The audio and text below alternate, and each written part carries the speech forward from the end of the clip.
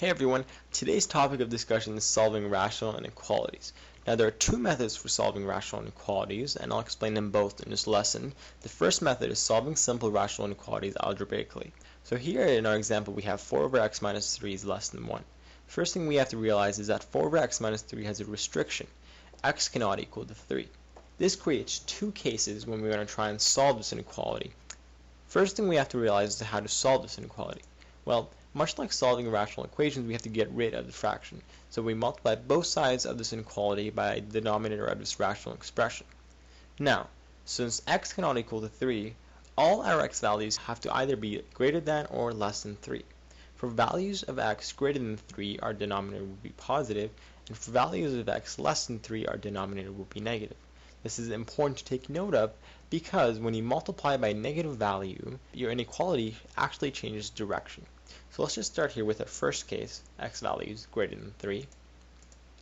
This gives us a positive denominator, so when you multiply both sides by the denominator, you don't have to worry about changing the direction of your inequality.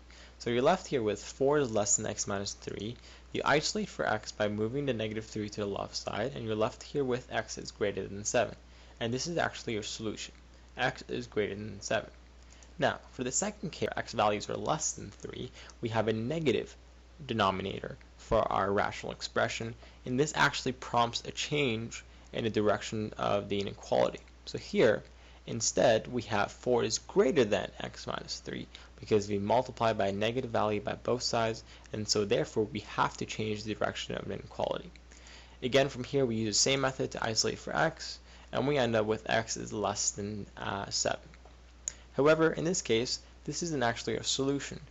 Since x is less than 3 is within the solution, x is less than 3 is actually our solution for the inequality. So we've arrived at two solutions, x is greater than 7 and x is less than 3, and we can correctly denote these using the following notation.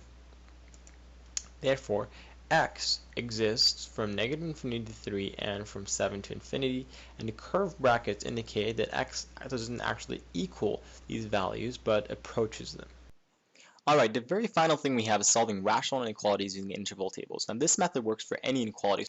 Here we have x minus 2 over x is less than x minus 4 over x minus 6. The very first thing we have to do is get 0 on one side of an inequality.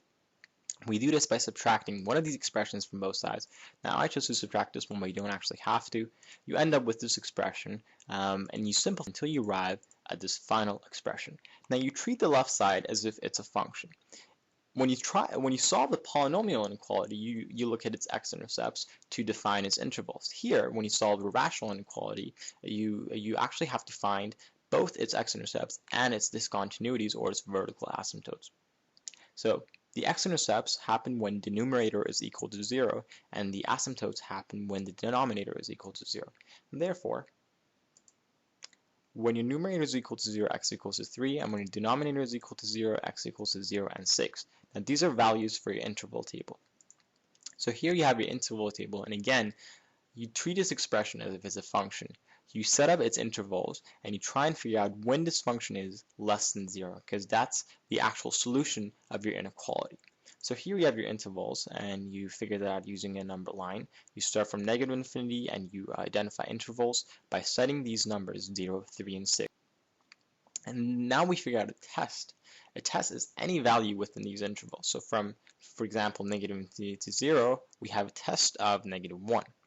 This column is signs of factors. So when you sub in your test, what happens to the sign of each factor? Here we have 3 factors, but it also shows you negative 4 is a factor, even though it's actually 1, because negative signs are important. So we have negative 4, just a negative here, and you have x minus 3, x, and x minus 6. When you sub in your test, you have to see if you get a negative or a positive value. In the end, you combine these negative and positive values algebraically in order to figure out the overall sign of your function. These two intervals are actually our solutions. Therefore, x exists from 0 to 3 and from 6 to infinity, and this is actually the solution of the entire inequality. And they were furious, furious, furious, furious, furious.